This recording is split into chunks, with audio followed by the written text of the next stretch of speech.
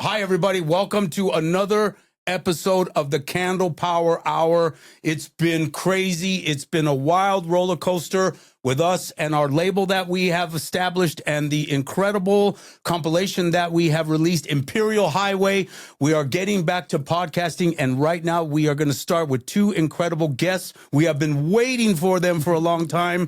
For our first guest to return from a world tour, and with him, his partner is a teacher and a musician, and they share another band together. We're going to introduce with us Lisa Marie Maestas Yes, hello. and Spacey T. Welcome to the Candlepower Hour, everybody. Thank you. To be here. It's an honor. Same here. So let's get this conversation going because we got a lot to talk about. Yes. Spacey, you just got off of a world tour with Fishbone. Yes, it's an sir. incredible experience, it must be, but we have a couple more questions before we get to that. Okay. So you come from the old school heavy metal world, Yes, and sir. you established yourself in a very I would say legendary band from the 80s, and that is Sound Barrier. Yes. And Sound Barrier was known, everybody, as one of the, if not the first, all black heavy metal band signed to a major label. Yes, sir. And that was an outstanding feat at that time because heavy metal was dominated by the white world, as we all know. So, Spacey, tell us about Sound Barrier, your experience, you forming this band with Bernie K and the group, and what your experience was at the beginning. Wow. Great questions. I think it was around 81 that that I met Bernie. And at the time I was already in California. I just moved there recently in 1979, and I was playing with Bonnie Pointer actually, and hanging out with the legendary Eddie Hazel. So at the same time, we're putting together Sound Barrier. And but it was weird because it started off as with a band called Callure, and we had a female vocalist, and the music was getting louder and louder and getting a little more complicated. And she was like, "You guys are getting too loud. Maybe you should form your own band." So we ended up forming, Bernie and I, Sound Barrier, you know? And so you formed this together. Yes. You came out of South Central LA. Actually, I came out of New Jersey. When you came to LA. So you're originally from New Jersey. New Jersey, yes. And I'm sorry we don't have time to go back that far. Okay. We'd That's okay. love to, and we'll have you back for that because we'll I do it bet you again. got a million stories to tell. Yes, What I do. drew you here? Wow, that's Good question. another great question. Eddie Hazel. And that's when I learned the true meaning of be careful for what you ask for, because you'll get it, you know? And when I lived in New Jersey, I used to have pictures of him on my wall, Funkadelic. I'm a big Funkadelic fan. And the main reason I wanted to move here was to play with him. Wow. Awesome. You know? And I moved here, and a month later I met him and I was playing with him. Determination. You know? Which is really insane. And that's been the story of my life. Mm-hmm. You know? Like half of the people that I used to have on my walls growing up, I'm in bands with them now. Incredible. Oh, Wow. You know? yeah. You know, and when you meet them for the first time, you have these, these starstruck experiences maybe, and then all of a sudden, next thing you know, you're in a session with them. Yeah. That's Yeah. incredible. Yeah. You know, and that brings you to LA, and that brings you to your experience with Sound Barrier, and getting onto that, how you formed. We want to know about that and how you got signed. Bernie and I, we had it together, and we were trying to find other musicians. Like we wanted to find a drummer and a bass player. So our first bass player was a gentleman named Keith Broster. He was a left-handed bass player. And he was pretty cool, but he had problems with us because he said his friends used to make fun of him because he was playing with an all-black rock band. So I guess he got intimidated to the point where he quit, you know? But at the same time, we had Dave Brown on drums as well, because Dave auditioned with us like maybe 2 or 3 times before he got the gig, you know? Right. So once he was in there, we were going for a while, played a bunch of gigs, all over LA. mostly like Madam Wong's, East and West. Wow. Classic. Those places. Yeah. Was really cool gigs and stuff, really fun. And that's where I met a lot of people early in, like Flea and Hillel from Chili Peppers before they were the Chili Peppers. I think their band was called What Is This? So we used to do a lot of gigs with them, and it was a lot of people around town, I'm trying to remember the name of this other band we used to play with a lot. I wish I could remember, but they were awesome as well. But after a while, it just got to the point where Keith left the band. So Dave had a friend, Stanley Davis, who once Stanley came in, him and I connected immediately. And today, Stanley and I are beyond music. We're like family, because even when Sound Barrier broke up the first time, Stanley and I stayed in touch. So we formed the band Gangland, and that's another story. But Sound Barrier was our main thing forever, and we played all over L.A., met Bill Matoyer, and Bill is with us. Family with us, and Bill's, like I said, he's family forever, you know? And the thing about Sound Barrier that resonated and got me the most was the fact that no matter how hard we played and tried to make it, the racism made it harder for us to achieve the things we were trying to achieve. And that's the thing that we didn't see coming. When I came from New Jersey, I never even thought of the racism aspect at all. Right. I figured if you had talent, you could succeed. But then, that reality hit me in the face hard.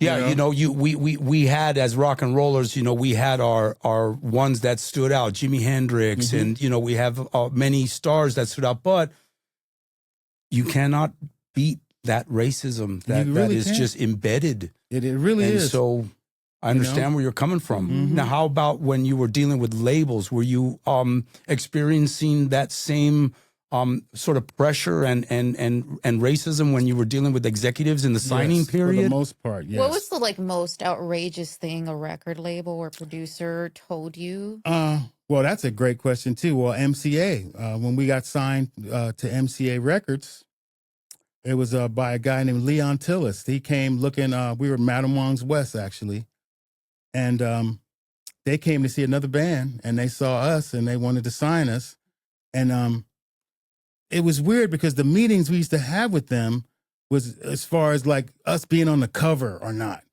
If we're on the cover, then they want us to be in the R&B section of the record store. But if we're not on the cover, then maybe we can go in the rock section. Yeah, a metal cover or a group photo changes everything. Right. Because if you remember Motown, they didn't have any black artists on their covers. They had people at the beach or a white couple like holding hands or something. Never thought about that. Yeah, if you look back at those early album covers, you'll notice that. So the Sound Barrier album cover had a guy on the front upside down with his mouth open, and then they had some pictures of us on the back. But at least we got in the rock section of the record store. And we made lots of sacrifices. Like Stanley and I, we came from like Funkadelic and Larry Graham and the whole funk thing, and we wanted to incorporate that too. But that's another thing. If we would have incorporated that, then it wouldn't have been considered a rock record. Because like Fishbone hadn't come out totally yet, or 24/7 Spies or any of those bands where they were incorporating funk with the music. You know what I mean? But Red Hot Chili Peppers, they come out and do it, and it's okay. Right. But if we did it, then we'd be R&B. Yeah. You think since they're the ones basically putting it out there that they can just make these rules up, but they really went with that safe haven of, it's not going to sell BS. Right. I recently learned from a friend in film and TV that they had released a film on some indie production, and that they were told that it wasn't going to get distributed if it didn't have an appealing photo. So like the album had to have like some sexy girl in it that wasn't even in it. Wow. She wasn't even in it. Right. Wow. It was very weird. You think that the people on the cover would be involved in the movie. Yeah. Right. At that point, it doesn't make sense. I feel like, what did I buy? So you went through and you got through the signing process. You got the album released, and you were able to do some impressive work and some good things that came out of it. But also, like you're saying, we all have lessons learned. Yeah. And I think Sound Barrier might have been a really strong lesson for you that helped you to take to the take yourself to the next step and move on. And so was that something that helped you? And yeah, for the most part, yes, it did help, you know. And so, you know, we do have a lot to cover. You know, you got into Fishbone, but before you got into Fishbone, you were also a part of, you know, sorry, I want to get back to the album. So my notes are a little bit. Your album Total Control was on MCA. Yes. And then after that experience, you left the label and you guys reformed. And that is when you were able to actually do even better. You know, you kept for the going. most part, we were a little more in control. Exactly. That's what I'm trying to get at. Yeah, because I mean, even with MCA, hate to like double back on it a little bit, but we had a chance to do a world tour with the band Triumph from Canada, right? And at that time, Miller Beer was sponsoring us as well. If you look at some of those old photos of us, we did photos with Miller Beer and stuff. But MCA wouldn't help the tour, so we couldn't go on tour with Triumph. Wow. You know? Yeah. And it was sad because Miller said, hey, we'll kick in some money to promote the tour if MCA would kick in the other part of it, and they just wouldn't do it. Yeah.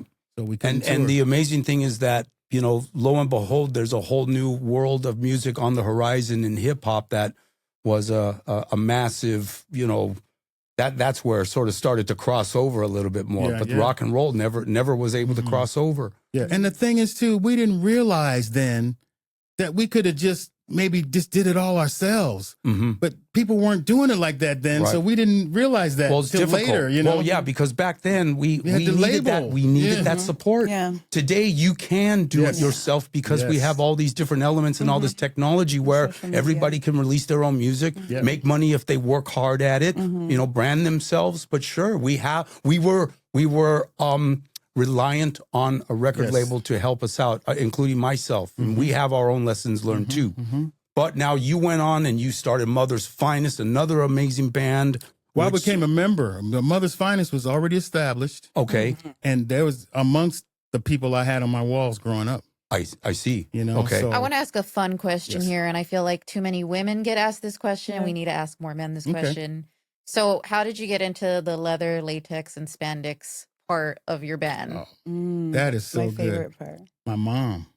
Your mom told you to put that on? Well, no. See, my mom had a lot of clothes in her closet that I used to wear growing up as a kid because I was noticing the way Jimi Hendrix was dressing with the shirts with the ruffles and things and the bell bottoms. And so Mom had some of those shirts. I was like, Mom, would you mind? She goes, go for it. She had the rings and all that stuff. So it just carried on with Sound Barrier. We were like, we do not want to look like we just came off the streets.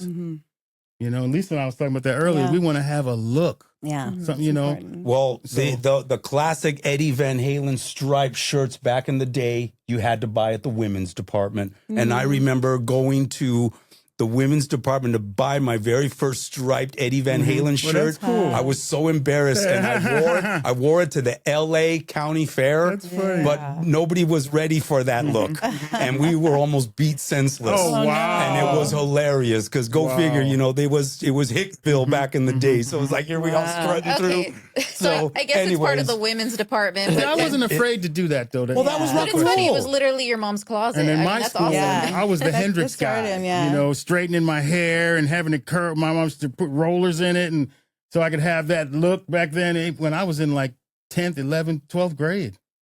You know, so once I moved to California, I just kept all of that with me. You know what I mean? And then when I saw Prince as well, who I'm like 1 year older than Prince. He's born June 7th. I was born June 9th. As soon as I saw him and heard him, I could relate to all of that. You know what I mean? And I guess I was just never afraid of my feminine side. You know what I mean? But I'm not gay or anything, but I like It's just fashion. women. That was also a part of the era I too. thought they had You know, It's it was just rock and fashion. roll. People used to always ask David Bowie. He's Well, like, sure. it's just clothes. Like, Right. Yeah. Well, now that we have women on the subject, we can segue over to you, Lisa. Hello. And Praise the Dead is a band that you two have together, and you also were able to perform. We thank you on the Hood's Got Talent pilot, We had a- and so we had a lot of fun. Now, tell us a little bit about you and where you come from and how you teach and all your amazing efforts. Yes, thank you so much. I was very young when I first realized music and drums and feeling the rhythm, and I think I was like maybe 8 or 9. And as soon as I could get into playing drums or music, it was in school in the 5th grade. So I started playing the snare drum in the band and just fell in love with it. Became like the section leader and realized that it was just something that I loved because I could always hear the music and the drums, and it was just something that moved me. But as I got into the 8th grade, which What a story, huh? I mean, I still can't with the story, but it's super true and actual fact. So I'm in the 8th grade. I'm watching Headbangers Ball. It's 2 a.m. This is intense. I have my best friend over. We're having a sleepover, and I walk into the room, and there's Black Judas Priest on the TV, and I'm like, "What is happening?" We're in a small Colorado town. Everything we hear is on the radio, top 40, Casey Kasem, I mean, that kind of stuff, right? Right. So I'm a total rocker. I heard Nazareth, and I just lost my mind when I was like 7. I heard Janice, and I'm like, that's what I want to do. So I see this Black Judas Priest on TV on Headbangers Ball, and I'm like, what is this band? Who is this band? And like Spacey T is like, "Woo!" And I'm just like, what is happening? And then, you know how sometimes, like, if you didn't catch the name, it was gone. Like, it just showed up in a little flash. Oh, sure. And I'm like, who caught it? What was the band? Who was that band? I love that song. And so I'm like running around this small little Colorado town asking everybody if they saw the Black Judas Priest band on MTV last night. And they're like, what are you talking about? And so I went to the one record store that we had, and they didn't have any idea what I was talking about. So I never, ever could find them. So I played drums in bands. I, played it all in school, went to college, did all of that, and just could never stop playing. I knew that that's what I wanted to do. So I just kept playing. And I had a band, did regionally well in Colorado called Maggie Jack. And, we played around and we did really well. We had one song that was on the radio a lot and stuff. And, I just kept on playing. And I had all these dreams of being in LA and being out and playing with all my best friends were rock stars. And I just, knew my trajectory. I was married at the time with somebody who didn't agree with that trajectory, wanted to stay in Denver. And anyway, fast forward, I'm separated. I'm in another band called Maggie Got Jacked. Cool. I switched it to Endangered, and the promoters, two of the bass player and the guitar player were in my band, this new band that I formed after I broke up with my other one. And they are like, hey, we got to go to a concert tonight. And I just played a showcase, Westward Music Showcase. I played drums, live drums with a hip hop band. They hired me for that night. I was super tired. I was already home, and they're like, there's a great band playing tonight at Coyotes in Denver, and they're called Fishbone. And I'm like, oh, I know Fishbone. Party at Ground Zero. I'm like, yeah. You know what? I'm going to pass on that tonight, guys. They're like, come on, girl, let's go out. King's X is playing with them. I'm like, King's X. I had Doug Pinnick's poster on my wall growing up. He was going to be my husband. I knew that, future lover. Okay, let's go. So we go to Coyotes and walk in, and I see this beautiful man with dreads all the way down to his ankles. And he's setting up his gear on stage and setting up his guitar. And I'm like, that roadie is hot. Woo! So I'm talking with Angelo backstage. We're doing yoga. Norwood is, hey, how are you? Anyway, I'm at the bar with some friends, and I hear Frayed Fucking Nerve Endings. But it's not the one that I heard before. It's like, what kind of guitar playing is that? I turn around. Suddenly I'm 15 at the Beatles, running to the front of the stage, wanting to throw my panties on the stage. I'm glad I didn't. But his solo was insane. My friends and I were just like, you're a god, screaming at him. It was insane. After the show, we're all going to party or whatever, and I get this little tap, tap, tap on my shoulder, and I turn around, and it's Trace. And he's just like, who are you? What? I want to know you. Let's be friends. And we're like, yay. Nice. We just hung out, and you didn't know. We just started holding hands. He took me to show me the bus. I drove him to the party. The promoters that were friends of mine were putting on this after party with Fishbone, and like the sea of people, as soon as we walked in, just opened up, and it was like, oh, Spacey T is here. They hand him his guitar. He goes up to the. I'm drunk because people were giving me sweet alcohol drinks, which I don't drink anymore, but that was really weird. And I was drunk, and I'm like, I go up to John Stewart, who's playing drums at the time with Fishbone, and I go up to his ear, and I'm like, I'm a drummer. And he's all, oh yeah? And he hands me the sticks, stands up, and walks away in the middle of the song. And I'm like, okay. I just got out and took off and started playing. Nice. And Tracy's looking back and he's like, oh, shit. All right. Okay. And he's like, I could tell you could play. You were messed up, girl, but I could tell you could play. What are you doing in Denver? You know? So anyway, we started this friendship. We started dating long distance. He called me the next day from like Berlin or something on the tour. It was just nuts. I'm cruising around with my friends and my phone's ringing. Like, it says Spacey T on your phone. Is that really Spacey T? I'm like, it's really Spacey T. So we just kept talking. Fast forward when he's like, hey, come up to LA. I took a job with a band in Seattle after my divorce because I wanted to get out of Denver. And they were called Vindaloo, and they were just a great band. They had some radio play. And it was a nice little job. So I signed a year contract with them. And Tracy's like, come out to LA and stay with me for a week. He took me to see Prince at the Staples Center. Nice. And it was amazing. He said, I kind of knew you're the one when you stood up and sang every single song and every word to Prince. So then we get to his apartment and we're hanging out, and he's like, hey, you want to see the band I was in on MCA Records, like in the 80s? Oh, no. I'm like, yeah, sure. So I get on the couch and he puts in the tape and it just comes up, and is like the energy came from the toes to the tip of my head. I flew up in the air. I jumped on the couch. Crazy, right? Like Tom Cruise on Oprah. I started freaking crying. I was like, you're that bad. That is so You're that fucking bad. And he's rad. like, are you okay? Are you having a heart attack? He just didn't know. I was stroking out. I'm like, you are the band that I saw when I was in the 8th grade. I've been looking for you all my life. And I started fucking crying. Isn't that weird? That is incredible. You're the Black Really Judas is. Priest. I love stories You're like the this. Black Judas Priest. Yeah. And I was That he's is like, awesome. What are you Meanwhile, talking about? somewhere else, Tom Morello was Same Seeing time, Tom Morello's at Harvard, and he's doing the same thing. And he's seeing this guy. He's like, it's a Black Judas Priest on Headbaiters Ball. Like, what's going on? So he's got his poster on the wall. So then, this is kind of funny too. So That's then wild, Trace is huh? like, let's go see my best friend's band tonight at the Troubadour. And I'm like, who's Yeah. your best friend? He's like, Doug Pinnick from King's X. I'm like, what? So we got to go and meet them and hang out. And Doug ended up living Oh with my us for a God. while. He I'm- was our tears are roommate coming for down like, my I'm eyes. That telling is you, it so was fun. It's a just, great it story. was, it's wild. You That's can't tell epic. me this isn't spiritual. it Yeah. was, and that was Absolutely. like, I mean, and we were just like, hello. That's incredible. And it's been 20 years since I moved in with them in January, on my birthday, January 1st. Congratulations. 2005. And then now we're like making it official. We made, Wow. we had to like iron out the That's your wedding details. ring? Yeah, before we sealed the deal. So Oh, that's yeah. really pretty. So we're beautiful. we're engaged now. We got engaged New Congratulations. Year's Congrats. Eve. Thank you. Congratulations. Our 20-year anniversary. Awesome. Have you set a date? We were trying to trying. do it for this New Year's Eve. We wanted to have a New Year's Eve extravaganza, but with Trace back in Fishbone, and I know that there's like some incredible tours coming up. Like we're talking major world stuff. So, okay, let's talk Yeah. about you two now. We'll get to Yeah. Fishbone, Yeah, but we I want to will. talk about Well, Let's real talk quick, let me about ask it. her, Yeah. as a woman Yes. and as a drummer, because Yes. we've all seen Selena, right? So I Yeah. remember them saying, like, there's not really any female drummers. Yeah. Because her sister was What so was kick-ass. it like for you? Oh my goodness, girl. I had to fight my way every bit of the way since 10 years old. Every single year I was in school, I had 3 or 4 challengers for lead, front, first chair, snare, and I had to beat them every time. It was similar to that one movie that had that Cannon guy in it, the Drumline movie, where they Oh, challenge each other and you have to get the first chair. So it was similar to that. So I kept beating them year after year. I went all the way through senior year, made first chair senior year.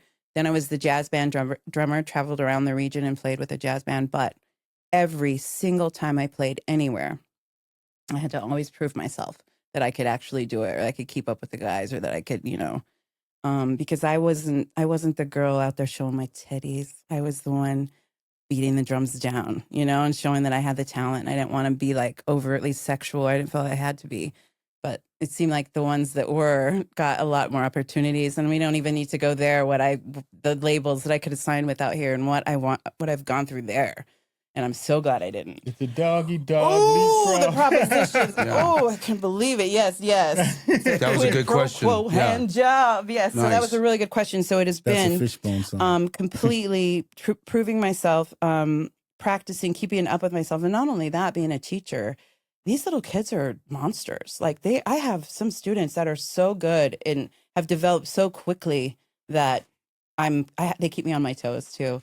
But as far as being female, yes, I've had to prove myself every time. And I feel like, why should I don't have to? But every time I feel like I do, And so I just push myself as much as I can to kick total ass. Good I'm for so you. glad you got recognized for it. Thank you. Yeah. And I just push. And it's so great that I have so many female students that start off like, I don't know. And, now they're just. That's the kicking question ass. I was going to get Yeah, to. yes. And getting you two together Yes. teach. And how did you find that position? It's incredibly, it must be rewarding It's because it's the honorable. best. It's one of the greatest careers is to be a teacher. It is. So tell us about how you found that and what Yeah. I think she could start that because she's brought me into it. I did. Actually. Well, when I was in Denver, I'd have a lot of women that would come to my shows and just be like, I've always wanted to be a drummer. And I just never, I'm like, just come on over to my house. I had the Maggie Jack Shack, I had this awesome drum room and people would come over. And then I developed this little Luna rhythm and I had some females coming over and helping them out. And then a couple kids. So when I moved to Los Angeles, I was a salesperson in the natural products world. So I worked for natural products brokers, and I would go to Whole Foods and Sprouts and sell products to their chains and and that was like how I survived life. Mm-hmm. But then when I moved to LA, I told myself, Lisa, you are going to do only music, and that is it, nothing else. If you're going to make it, that's the only way that you can do it, is devote yourself to nothing but music in any way, shape, or form, whatever it takes. So I was talking to somebody, I think it was the LA, Southern California Music School or something, Music Academy now, I can't remember, but it was like 2005. And I was hired to be an elementary choir teacher. And it was like the most amazing experience with these children and these students. And then I incorporated my conga drums. And I'm like, let's bring my conga drums. And I'm like, I'm going to go in my car and get my drums. And then all the kids would be like, Lisa, get your drum. Lisa, get your drum. And then everybody would sing me out. It was just, I'm like, this is where you need to be. This is what lifts you up. This is your calling. I'm crying on the way to the car. I'm like, this is it. So then I got hired by another school, Paul Green Rock School, which was that was before School of Rock came about, when Paul Green was like the man, and they did the actual School of Rock movie based on him. Like he sued Sony because they stole his idea, and instead of putting him in the movie, they put in Jack Black and like all this crazy stuff, right? So we got in that school in Hollywood. Gosh, man, Axis of Justice, Rosa Romero, my best friend in the whole entire world, director of Axis of Justice, was Tom Morello and Serge Tonkin. And she's talking to Tom and she's like, yeah, my bestie. And Spacey T, her man. And he's like, Spacey T. And she's like, yeah, Spacey T. And he's like, Sound Barrier, Spacey T, So anyway, we opened up for Tom and started, we played at the Hotel Cafe and we're backstage. And he's like, I have to tell you that Spacey T is about to come out here, and without him, there wouldn't be Rage Against the Machine. There wouldn't be System of a Down. There wouldn't be, and he's just like going on and on. And we're backstage like, what is happening? Like, why am I crying? Right? This is insane. And so he calls us out there, and we play, and we have this great time. And then I get home that night, and I'm like upset because I was teaching at another school, and they were just like, man, it just wasn't my jam, and I knew I needed to get to a rock school. So I went online. I'm like, vocal teacher, rock school, da-da-da-da. And this was the next day after we just played with Tom. Mm-hmm. And so I answer an ad. I call him up, and they say, hey, yeah, why don't you come in today? And I'm like, well, okay. And I go in Hollywood and walk in. They're like, we're waiting for our director. He's running late as usual, but he played a show last night. And here walks in Carl Restivo, who is Tom Morello's music director and just played with Tom the night before. And we just saw each other on stage last night in Hotel Cafe. And he's like, you want to teach here? And I'm like, yeah, I want. Their vocal teacher just got a job with Smashing Pumpkins, I think, at keyboard or something on a tour. He's like, you're hired. I'm like, awesome. Okay. I didn't even look at my resume. And then I'm like, who else would probably want to teach her too? If you need a guitar, teacher, Spacey T. And he just couldn't believe that Spacey T would want to teach there. Right. He's like, there's no way. So basically, we just got hired to teach her. We became directors, and Tracey was the director of the Ozzy tribute show. We were directors for the Prince show. We just taught private lessons with them for a long time until they started getting really, really corporate, and the conglomerates came in and gobbling up all the little guys, and we just didn't like the vibe anymore. So we took off and found this incredible after-school program. But the deal with Tracey coming into teaching, when he quit Fishbone, shortly after I moved in with him, he had to go. There was publishing issues. There was things that my God, if you guys knew really what happened, oh my God. But anyway, he had to go. So you can't just go do any job, you gotta I just told him, Trace, you know what, you can teach, you're patient, you're such a beautiful soul. just let me show you. I'm your student and I'm going to train you and you're going to teach me how to play guitar. And we just like did that. And then I said, hey, he wants to teach at the school, and nobody believed it. But Tracey came in and became the most popular teacher, and like just everybody loved him, and it was incredible. Incredible. And then we went to the Lacer after school program in Hollywood, and with the Hollywood stars. And they hired me first to do a drum and bass class. So I'm like, I got all these computers and these kids, and they're like, and I'm like, yeah, I know, but come on, let's try. And they're like, why do we do this? Why can't we play like real instruments? And I'm like, ding, ding, ding, ding, ding. So I go to the director and I'm like, okay, this is what this class needs. Drums, drum sets, guitars, electric, bass. We need a band class, like a rock band class. I want to start a rock band class. That whole idea to that school. And they took it and they're like, let's do it. So we started the rock band program at Lacer after school. And they incorporated it into all of the schools and hired music teachers. And Tracey and I basically wrote the curriculum for it all. And we did it for 15 years. And 11 of those years, we were California Arts Council grant recipients for the Artist in Resident grant. So it was able to pay the program thousands and thousands of dollars, as well as pay our salaries. So people are like, how do you work for an after-school program and make a living in LA? It's like, well, congratulations grants on that. and grants and grants. Yeah, thank you so much. Yeah, I love that it all came through. Yeah, instead of them being like, budget cuts. We can't afford the equipment. And we have gone through that too. Like when then COVID, then right? COVID hit and COVID everything just went. And so we are doing Zoom music classes. Such a successful music program. I mean, our students were exceptional artists. I mean, moving on to then high school and then performing arts, high schools, colleges.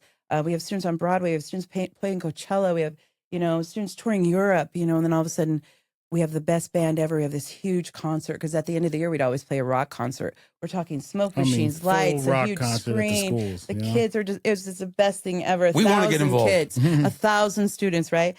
So the shutdown happened, and they had to cut the hours, and they lost all of their most of their funding. So our hours were cut, and we had to teach Zoom classes. And it just they never really could pick it up after that, and even the grants changed. So that's too bad.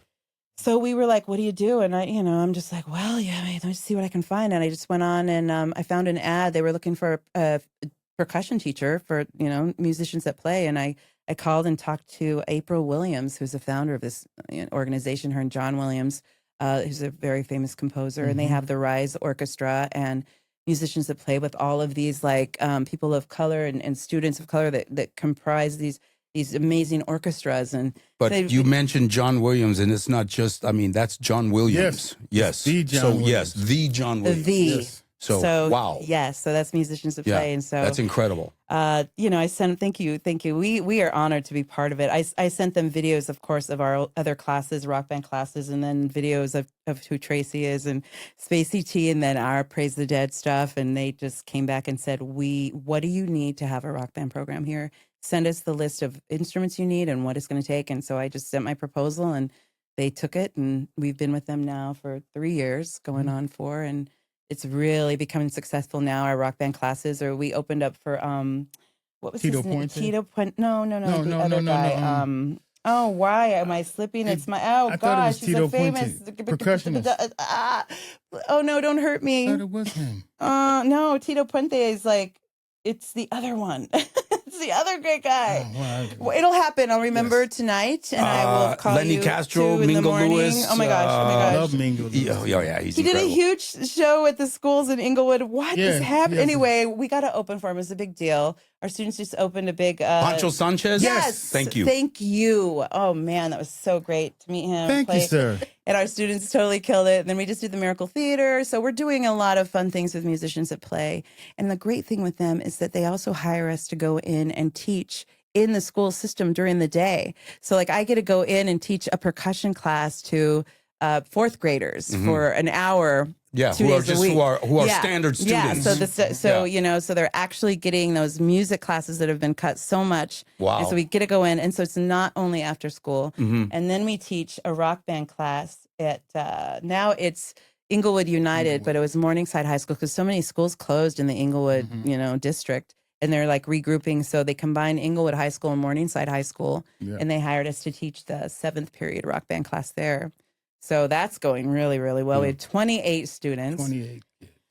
That's incredible. So with your Well, good for you. daytime job being teaching children, and Yes. then flip it around, Yeah, nighttime flip it around. Coachella, like I what's it like playing mean, Coachella? Yes. Well, Well, I've never played we Coachella haven't. yet, That's on but a the. lot We've had of students awesome that have played Coachella. I'm Yes, like, I we've have had students that have played places I haven't yet, so I'm living vicariously through them just a little bit. But I'm happy to see them bloom into the amazing musicians. That's amazing. They are. It's You know, just- and for you to for Spacey, for you to spend that time with the students, and then at the same time being able to take off and get on tour, It's amazing. you know, it is amazing. You know, to get away from the school.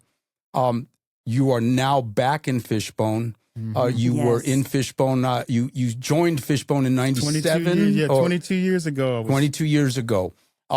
A lot has happened. Everybody knows about Fishbone and their amazing music. Full circle. Today, you are rolling. I want to get your story about the energy of today's Fishbone, your new album. gosh. It has the undertones are incredible. You mentioned Dog Eat Dog. I've listened to it. Oh, you checked it out? Oh yeah, I've heard the record, and it's awesome. you've got some great rebellious energy that's in a ska dancing beat. You've got aggression in it, but you're lyrically profound and very deep message for what's going on today.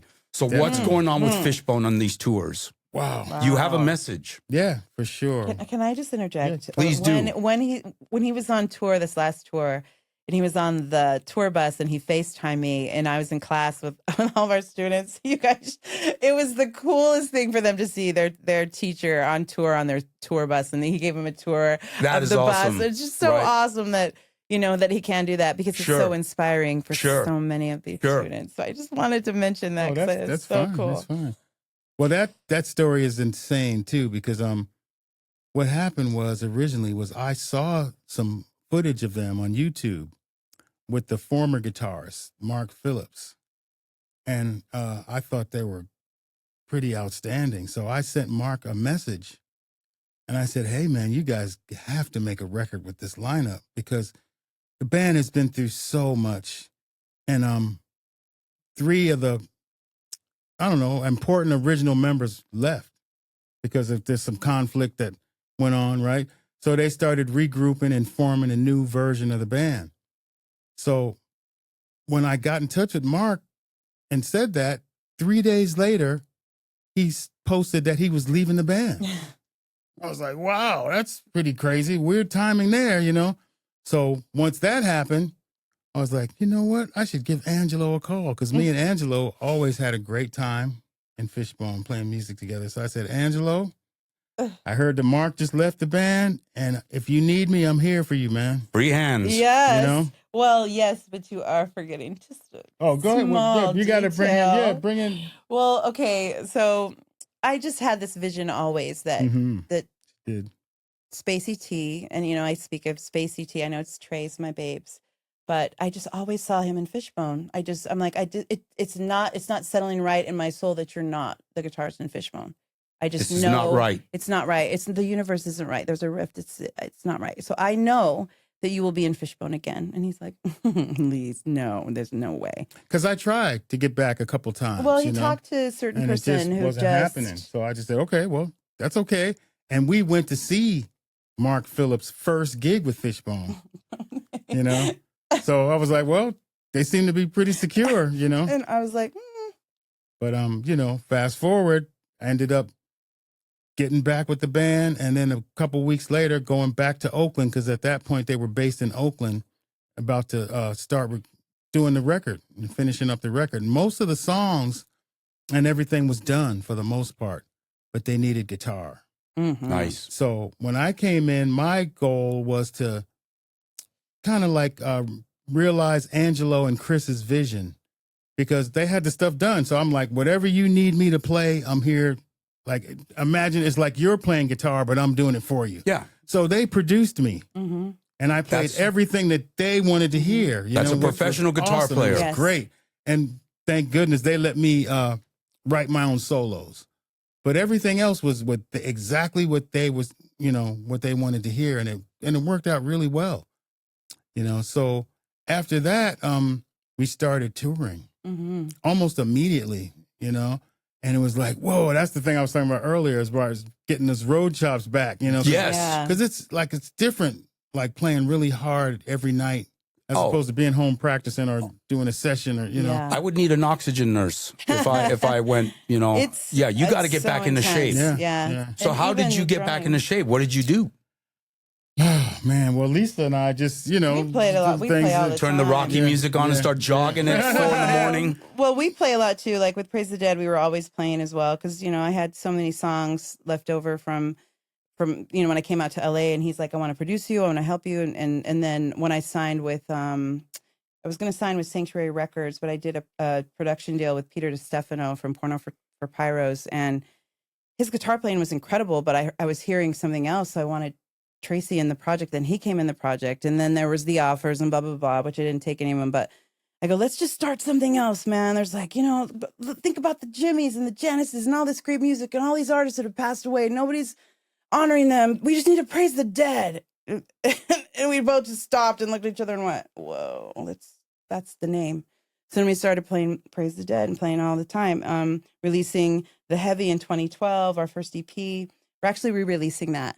We had to take it off because we were in the middle of signing a distribution deal with somebody that went sour. And now we have to put everything back, and now we're happy about that, right? Yeah. So we're coming back. So I just wanted to let that be known, because the whole time that we were like, I'm like, you got to get back in Fishbone. We were still pushing Praise the Dead. Praise the Dead. But then Right. when I had to have knee replacement surgery, it was like, I'm going to be down for a minute now. And there's been some complications with that too. And, we have to keep playing as musicians and artists. You just have to keep playing, if you don't, Sure. you lose it, man. Yeah, If you don't and I So was you doing a started few touring, things. So and he it starts exploded. touring, Well, yeah, but at the same time, I was also doing another project at the Yes. same time as well. Oh my With gosh. another one of my superhero heroes, Mhm. Tony Newton, Yes. Nice. which is a stellar bass player that played bass on all the early Motown recordings and toured with the Motown Reviews back in the day. And then as time went on, he ended up playing with Alan Holdsworth, which is another one of my favorite guitarists, with Yep. Tony Williams in the Yes. band, the new Tony Williams Lifetime.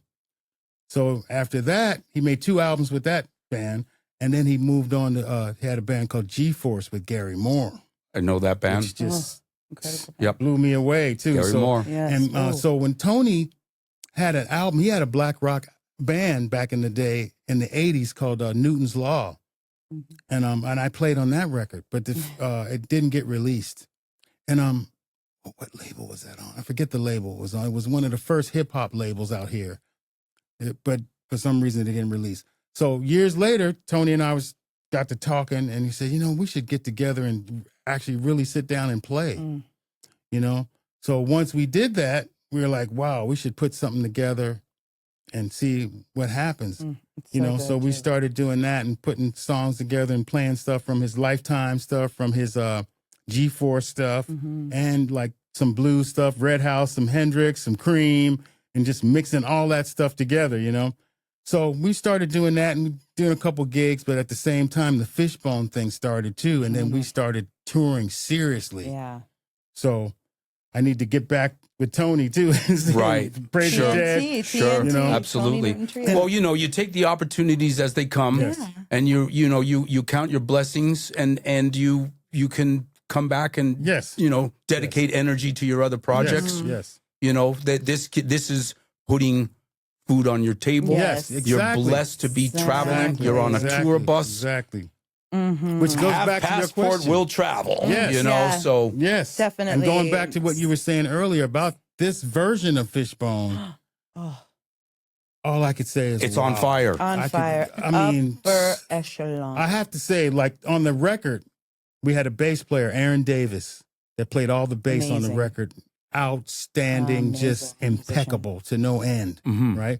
But he wanted to move on, so he moved on. Mhm. And then we got James Jones, who Oh, I call him King James. He is one of the most fascinating bass players. Awesome. I mean, he knows all the songs inside out, but then he has this thing for improvisation. He has this endless stream of ideas that he puts into every song that's just, you never know what he's going to play, even though he's playing the songs perfectly. It's incredible. That So, KEXP the feel. live. Right. just So came check out. that out. Yeah. Yeah, KEXP absolutely. live on- So then our drummer, Hassan Hurd, I call him the king of swing, is one of the most awesome drummers I've ever played with in my life. Oh yeah. I he mean, is this guy is incredible. just out of this world. I mean, you just watch some of those Fishbone videos Yes. that's online right now on YouTube. Well, Impeccable. folks, if you don't know Fishbone, it is an absolute groove. It is, they come from the super dance world of rock and roll. Yeah. You Everything. cannot not catch a Every groove. style of rock, music. And that's what's so metal. amazing. It The is, it Oingo really is. Boingo formula. The ska, all the great ska dance. So specials, it all is that, yeah. fantastic. Yep. Are you on a break right now, or Yeah, what's so okay? we're on a So little what's miniature break. But let me finish this. 'Cause finish? I Yes, have finish. to mention Yeah, these yeah, people. yeah. This Finish project. Our trumpet player, J.S. Williams.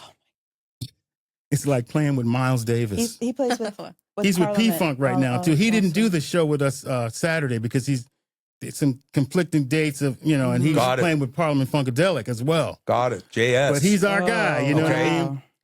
Impeccable. That in every trumpet way. solo on Last Call in Yeah, America. he's doing the trumpet solo on Stockholm Last Call in Syndrome. America. I think Wow. trumpets are some of the most incredible instruments recorded. He's I love phenomenal. to hear a trumpet. Well, listen to that again. Yeah. Oh, my All right. God. Yeah, it's so good. And then there's my friend, Angelo. Oh, the greatest frontman. He's, to me, the of greatest all time. frontman of all time. Sorry, And I played with a lot of great people, and he's just Delivers. He's 60, in his He's the 60s, best. just still Wow. destroying Right. in every way. Right. And I saved Chris for last because Chris and I, man, people used to tell me back when we first met, when Sound Barrier and Fishbone played the LA street scene back in the early 80s. I when remember I first those. met Kendall, I didn't realize that the little guy standing next to him was Chris. I wasn't even aware of it. And so Chris and I, we met each other off and on, right? So when I was in Fishbone 22 years ago, Chris wasn't in the band at all. So, and I He'd already joined left? Fishbone to play Black Flowers Oh. and In the Rain and those metal songs that Chris was singing and Chris and Kendall wrote, Servitude, those songs, right? So it's really weird that now it's the alignment is perfect to where Chris and myself and Angelo are all together. Yeah. And I call Wow. that we're the new Fishbone Trinity. Awesome. It is. You know what I'm saying? I love it's it. Perfect. I love And it. it's like Yeah. it was meant to be. Yeah. Mm-hmm. It is. Chris is timing one of the is most just- talented people I've ever met.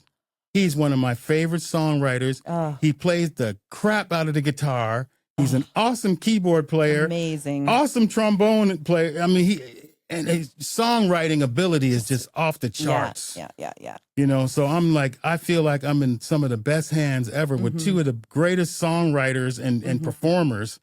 And with these musicians in this version of Fishbone, Incredible. I get goosebumps. Right. Yeah. Incredible. Because it's like It's each so member is like, because people, when I got back in the band, people was like, man, now the band's going to really step up because you're back. And da-da-da-da. I'm like, metal's let me back. tell you something. Every one of the guys I just mentioned are on the same level as For me. real, though, As there you is think that no- I'm on, I think they're on the exact same level and beyond. That's incredible. So when you put all that together, you get the most craziest version of Fishbone. Because there's been a lot of different Yeah. versions, Sure. right? Yeah. Sure. When I left, there was 2 or 3 more versions, you know? Yeah. But it's for Rocky some and- reason, nothing against any of those versions, right? But for some reason, this one is special. Yes, and even the fans. It might be also because of the times. Yes, and the because times. of the the material that you have, the content, the lyrical content, the message, Yes. The message. plus the groove. Yeah, and you so know you're what? delivering And a the message for the love. times. Yeah, So absolutely. There's true. nothing but love And jumping off positive that energy. stage and Well, positive energy. Oh, it's you know? so beautiful. We need to wrap this up, but that is a good way to wrap this positive flow. What is next for both of you? What is next for Fishbone? What's on the horizon? And like we like to ask at the end, what is your advice, especially because you teach kids? What is your advice for kids today who want to Well, first, let's go back. There was like 3 questions in there. go ahead. So Yeah, what's yeah. coming up? What's next? Yes, all those. Wow. Well, you can. Yeah, thank you. The re-release of Praise the Dead, the Heavy. So that will be re-released tomorrow, October 1st.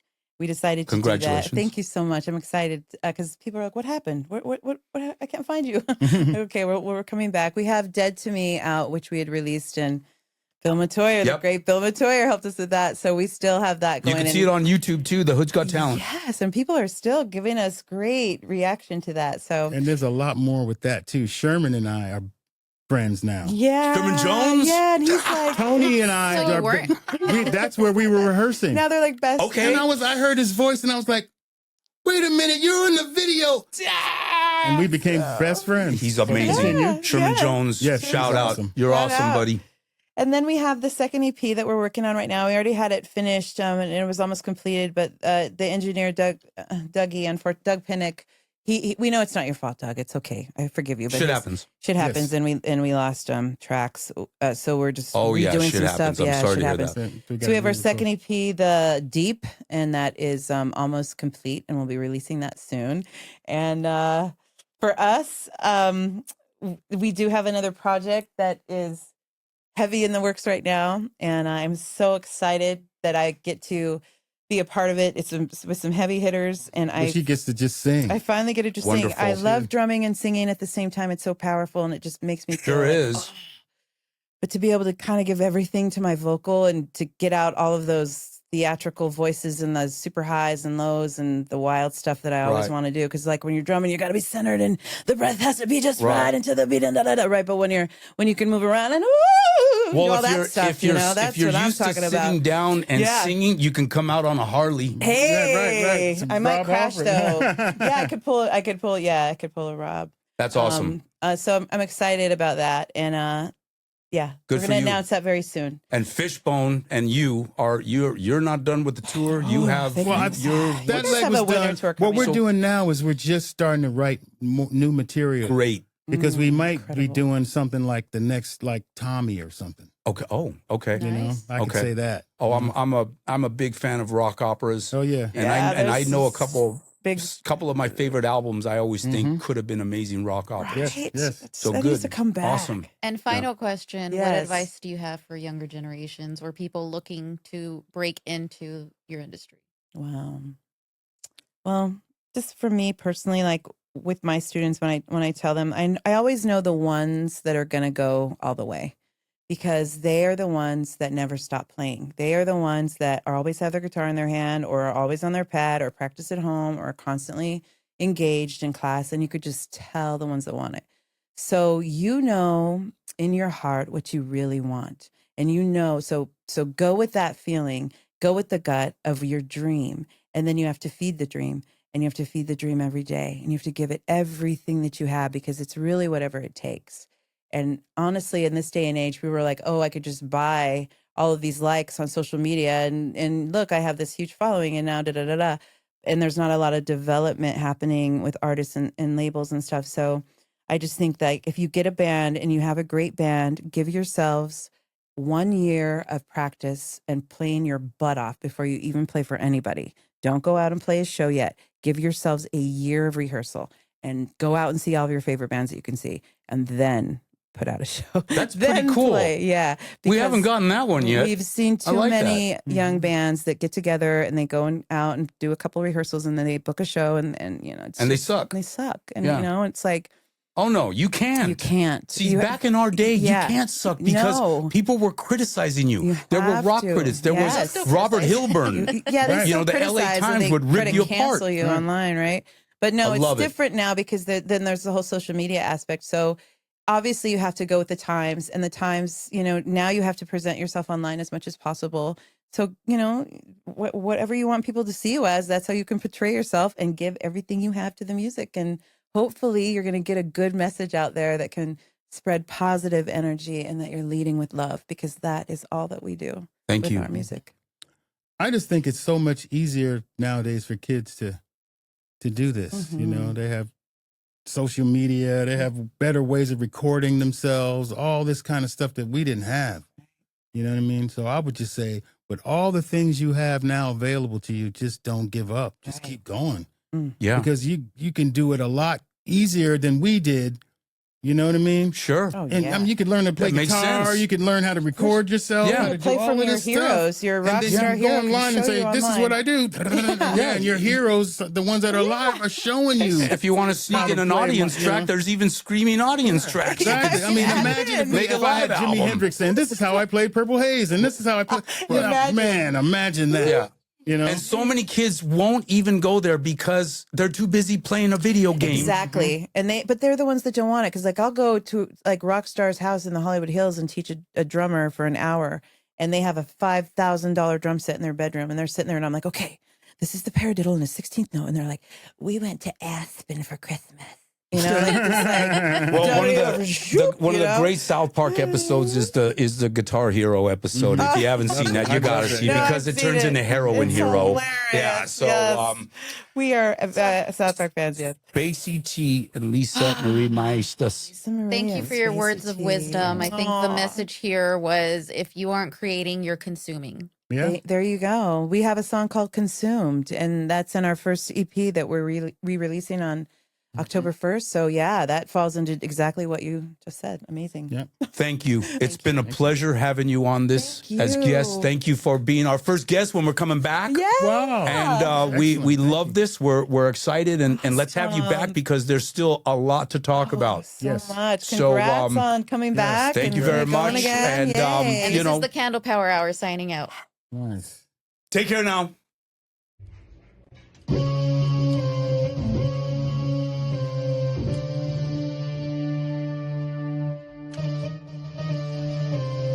Sit, Lulu, sit. Powered by Electric acid.